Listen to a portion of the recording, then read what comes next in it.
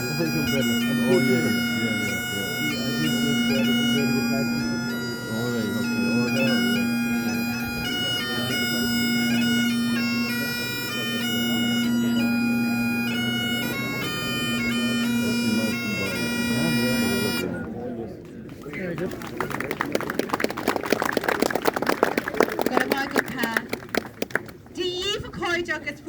Order. We really hope that the showers will stay away and that was the last of it.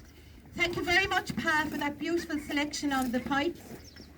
We were chatting, but I did hear Roddy McCorley and the Galtee Mountain Boys, so very, very appropriate. And also, Mila Buirkas to Dennis and to Bobby and to Liam that were playing on behalf of Kjolfus.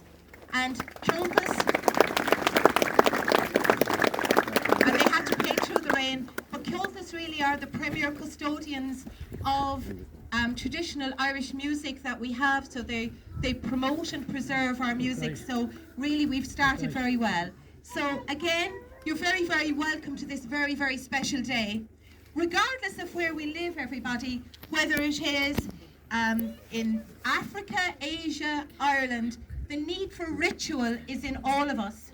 And commemoration and celebration is something that we need as a human race, no more than we need food and shelter. So I commend the committee today for giving us this opportunity for commemoration and celebration of the life of a local person, Michael Rouse. And we have a fairly packed schedule because this is a very, very organised committee. So I begin by introducing you to the guest speaker for the day, who is Frank Murphy. He's no stranger to many of you, as for an unbelievable over 46 years, he was the Cork County Secretary. And that's a huge, huge, huge chunk of his life and chunk of all of our lives. He's also renowned nationally as an administrator. And of course, in 46 years, he would have seen so much in GAA terms, not least the historic 1990 win of when Cork had both All-Ireland titles. But in his tenure, Cork have had no fewer than 63 national All-Ireland titles, so that is a real tribute. And for those of you maybe who don't follow GAA, Frank would have been also the person who would have instigated Chimsa Cushlee, which was the start really of big fundraising events in major venues, and maybe the start of a lot of fun and stuff for the rest of us as well. So Frank, we're delighted that you're able to join us today on this very memorable day, and as you can see, a big crowd have turned out to listen to you. So without further ado, everybody, welcome our guest speaker for today, Mr. Frank Murphy.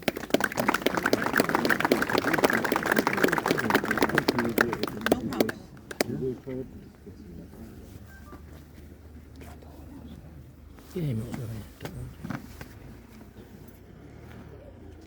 Uisle idir cléris tua is an mór dom chur áil a bheith mar iad caintóir ag cmóra saoil an tír gráthóir ní Rouse a mar iad céad bhliain nó hin.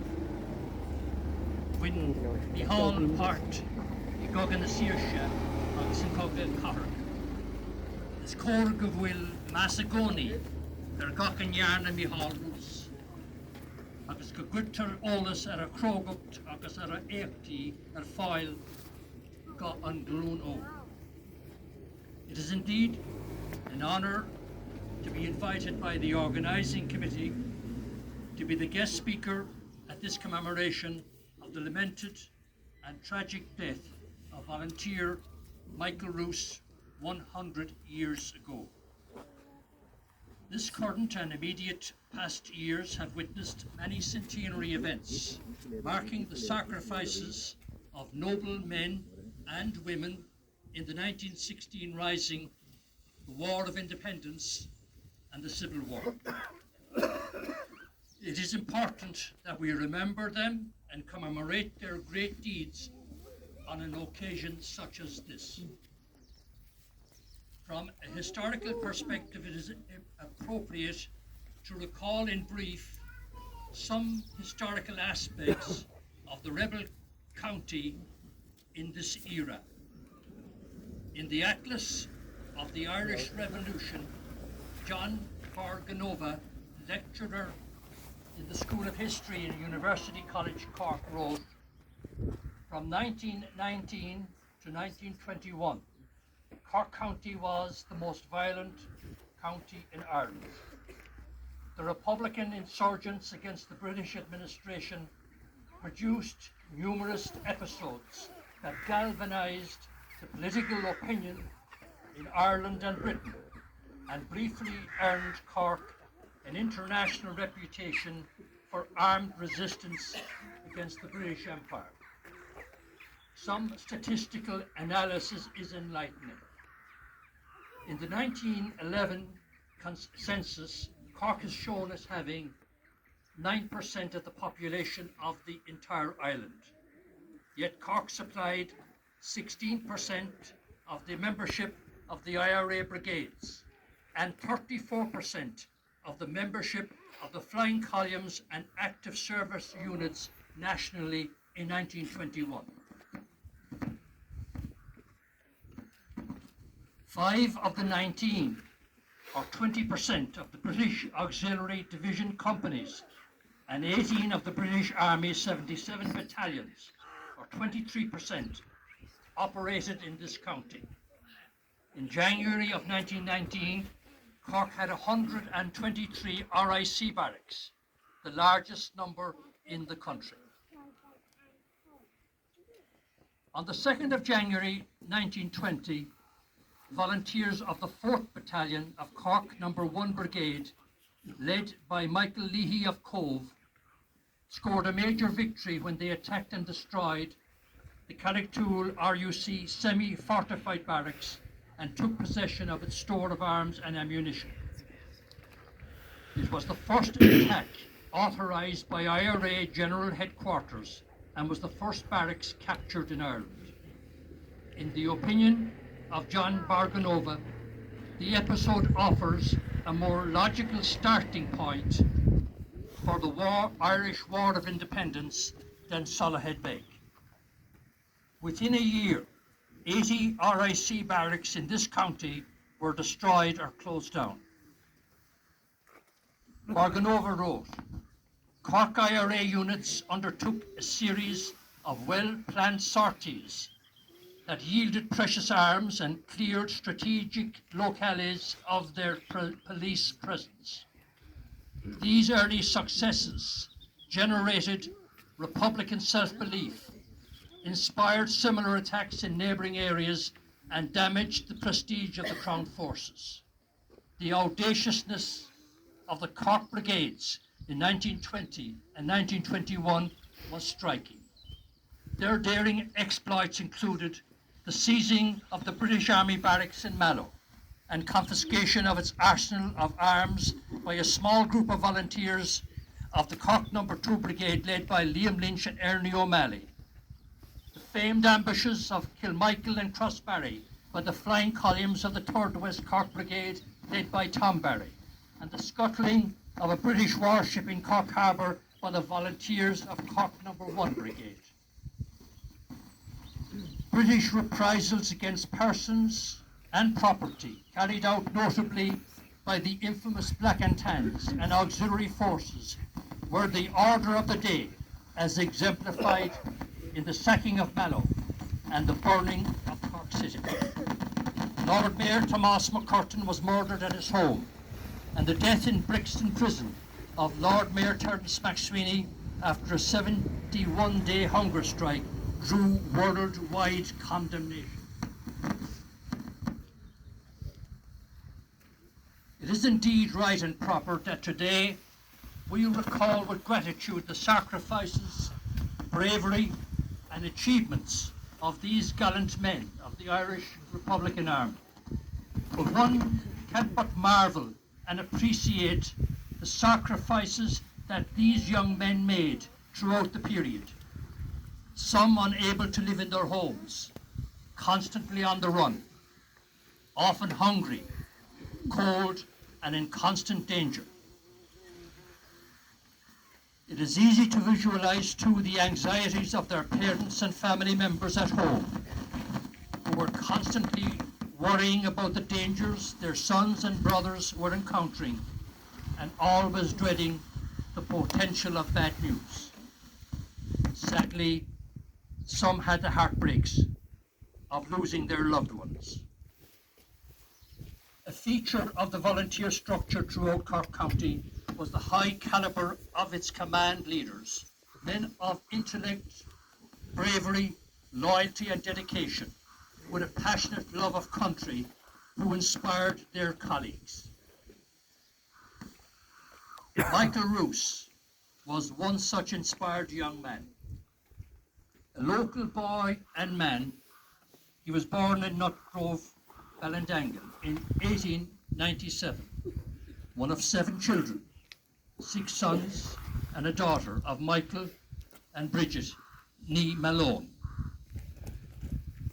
While still a teenager, Michael joined the Irish Volunteers around 1915 as a member of the Balti Battalion in Mitchelstown.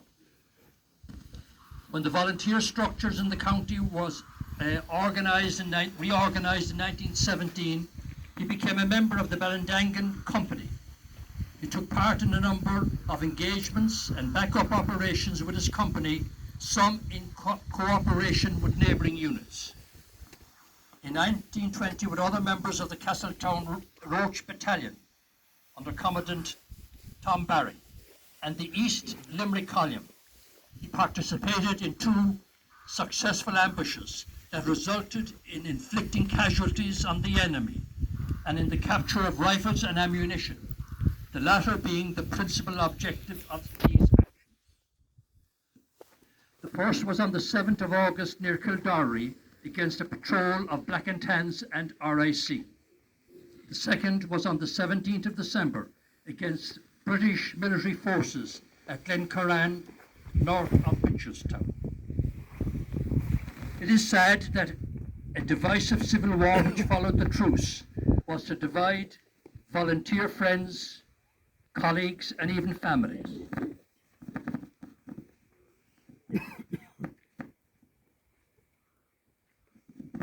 Along with the vast majority of the volunteers in the Cork Brigades, Michael Rouse remained true to the ideals of an Irish Republic in taking the anti-treaty side in the Civil War. In an encounter with Free State forces near Kildare on the 18th of August 1922, he sustained serious injuries, of which he sadly died in a Dublin hospital in early September. He is interred in the Republican plot in Kilcrumper Cemetery alongside the remains of other great Irish patriots and colleagues, Liam Lynch, Michael Fitzgerald, Daniel Shinnock and Dennis Barry. We stand today at a magnificent monument erected in Michael's memory in 1935 by his comrades at home and the USA to ensure that his sacrifice would never be forgotten. Its base is the same in design and detail as that of the monument erected on Mount Street Bridge in Dublin that commemorates the battle fought there in the course of the 1916 Rising. A recent visitor to Cork expressed amazement at the large number of Republican monuments throughout this county. This fact bears testimony to the extent of involvement of the Cork Brigades in the War of Independence and the ultimate sacrifice paid by so many gallant heroes. At an unveiling of a memorial at the Republican plot in St. Finbarr's Cemetery in Cork in 1963, the then President of Ireland, Eamon de Valera, in his tribute said, "I have come here representing the nation to assist in paying tribute to the brave men of Cork whose bodies rest there. May God grant eternal peace to their souls. Each one of them gave his young life and all its love and promise so that our nation might be free. It is only right that we, who are enjoying that freedom, should make sure that the sacrifices of those who gained it for us shall not be forgotten. The surviving members of the Cork No. 1 Brigade have felt it a duty to see that the memorial which I have just unveiled, intended to signify sacrifice and valour, should be erected in the memory of their fallen comrades. They and the people of Cork have reason to be proud of every name inscribed here. This afternoon, in saluting Michael Rouse and the other great men of this rebel county, we express these same sentiments.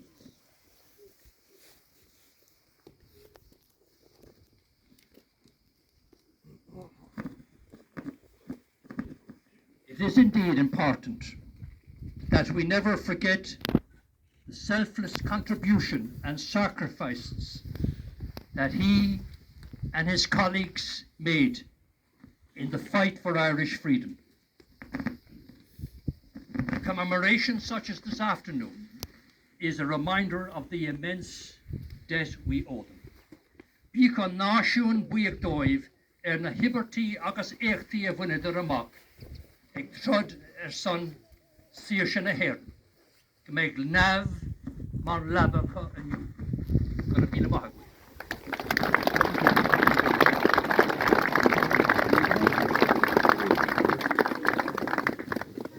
Girl of Margaret Frank, and before you finish your official duties, you might lay a wreath, please.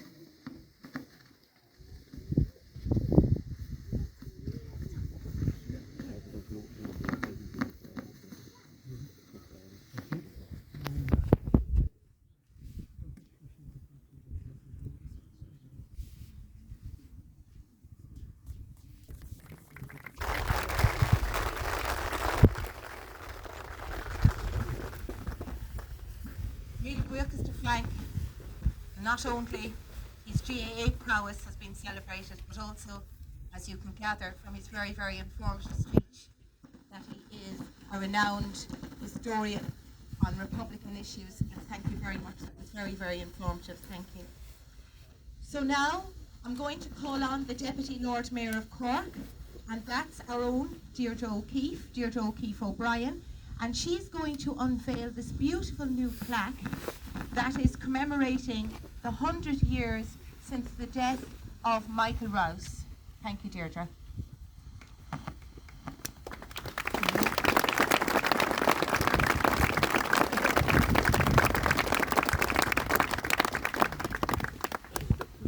So that's a really lovely addition to this fabulous monument, which is now, obviously, this whole place is known as Monument Cross, but that is a thank you, Deirdre. And now I'll just have a look at our schedule. I think Lindy's next, is it, Linda? So next we're going to have Linda, and Linda is going to recite a poem, which is Michael Rouse and his sacrifice. That it's all about that he died for Roisin Dubh. And Roisin Dubh was actually one of the daughters of Éamór O'Neill, who was one of the chieftains in Tyrone. And later in the 16th century, Roisin Dubh became the name that writers and poets used for the personification of Ireland. So when they were writing their poems or whatever, they would say, and they would dedicate them to Roisin Dubh. And this poem was written, I think in 1935, around the time when the first people came to commemorate the death of Michael Rouse, and it was written by a local lady, and I think her name was Nora Coxon, if I'm correct, and it's a tribute to Michael Rouse, and it is also a lovely thing for us to hear at Monument Cross just at this time when we're now adding to the original monument with this fabulous plaque. So I'll hand over now to Linda to read this poem dedicated to Michael Rouse. Thanks, Linda. I can't help you, the one here.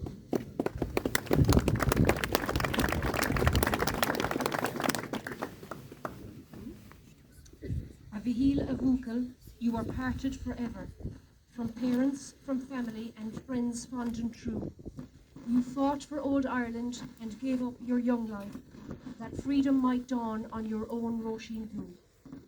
Yes, you fought for old Ireland when others deserted, and fled from the ranks when the foe came in view. Though wounded and bleeding, you still kept on fighting, for you were a true son of dear Roisin Dhu.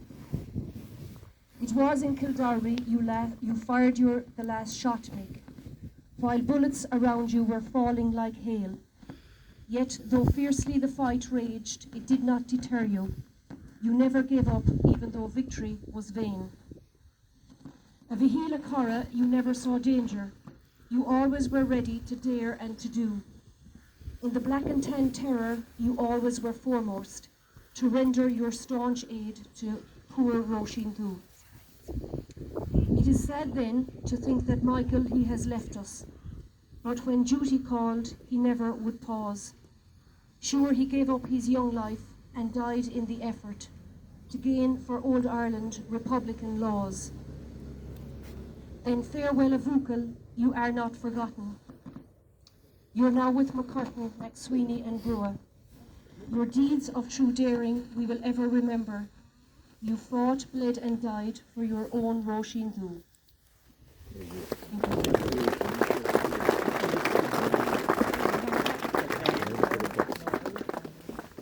That's a historical document in itself. Thank you very much, Linda. Now, unfortunately, Father Eugene Baker isn't with us. I think he's running a little bit late. So, Father Corkery, we're delighted to have you deputising for him. And whenever people fought for Ireland, and it didn't matter in what century it was, they did it for God and for country. So it's very notable that the committee here have a decade of the Rosary as an integral part of the schedule today. So, Father Corkery, if you don't mind, you might lead us all in a decade of the Rosary. Thank you very much.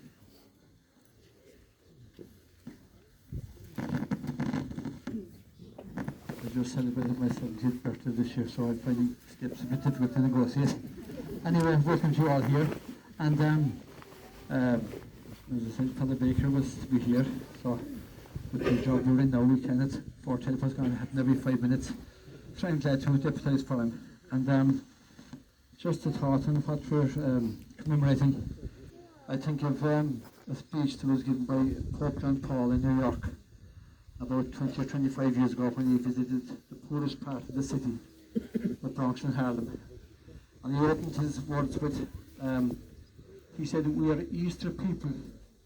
Alleluia, rejoice, the Lord has risen."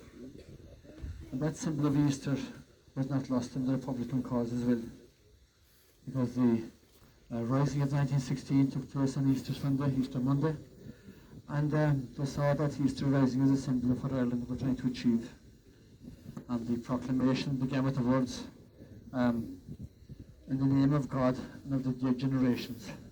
So God and Easter were part of the hearts of people like Michael Rouse and all the other people who bravely gave their lives for so that we could enjoy freedom.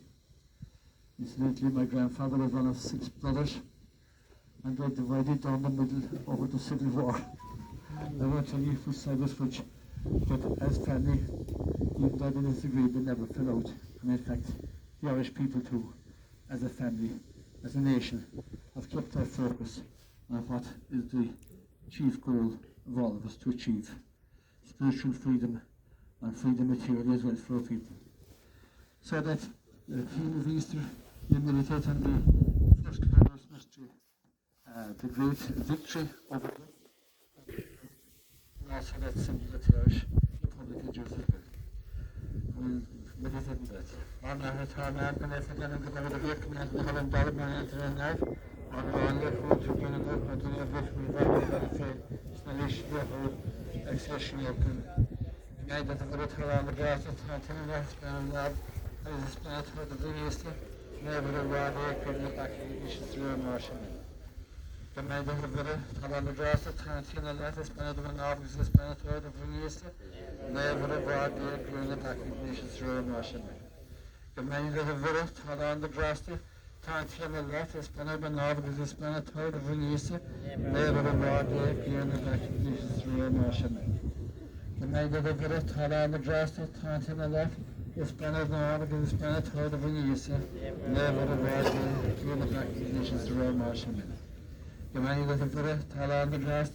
Tartan Alet, it's been over now because it's been a third of Easter. Never rather in the back of Easter and Lashim.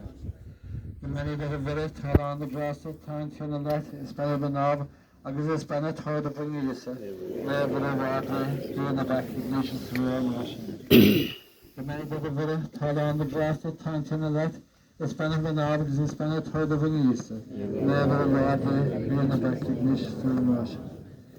The many that have very tall on the grass of Tartan Alet, it's been over now because it's been a third of Easter. Never rather in the back of Easter and Lashim. The many that have very tall on the grass of Tartan Alet, it's been over now because it's been a third of Easter. Never rather in the back of Easter and Lashim. Lord and Harris and Bacchus Spudnev, my via Dush, my top force with Vigna Sail, Amen. Now God have mercy on the soul of Michael Rouse and of all the great people who gave their lives so that we might enjoy freedom in our day. And I may God bless you all, Father, Son, and the Holy Spirit. Brother Michael. And Father Corkery, it was very interesting that you followed on from Frank's speech and saying about how the Civil War divided families and people didn't speak.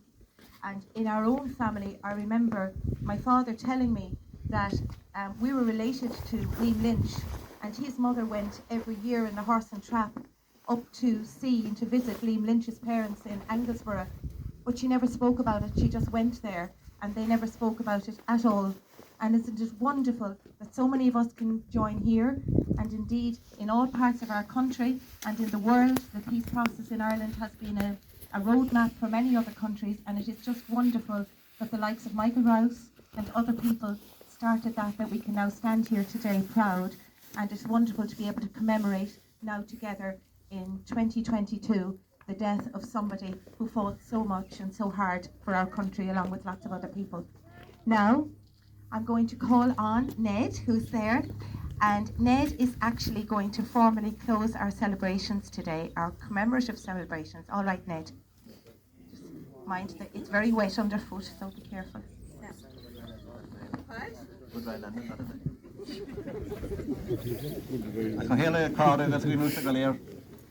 First of all, I'm delighted to be here, but I'm very disappointed that Father Ewan Baker wasn't there to make it, because he will be a neighbour of the Malone family, and Malones were tied to the Rouse family in marriage, as you're aware, and Father Eugene is a parish priest in Budman. We can see now the problem we have in our diocese where we don't have sufficient number of priests, but I want to welcome Reverend Father Corkery, who is the parish priest of Ballandine and Glanworth in Carragalla, Father Gould, and Father Baker, hopefully here shortly, who may say words. There are a number of people I would like to thank for being here today, and this magnificent crowd is here in a small rural area like Ballylock, and this is Ballylock Cross.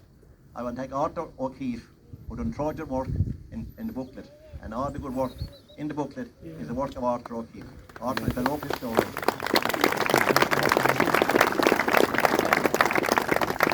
Dennis Murphy, who gave several hours trying to put things together in this area. Mary Callan, who was the secretary in my office, who did excellent work. With Cyril Hearn, Vincent Maher, John Murphy, and I think that's the number of people who participated. And Michael O'Mahony.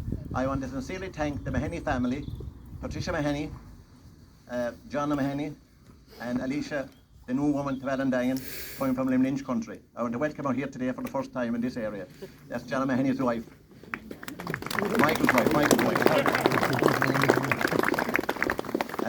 Mary Callan Ramsey, who's done an excellent job here, has a great knowledge of Irish history, both in Gaelic and in the English language, and she's done a great, proud job for us here.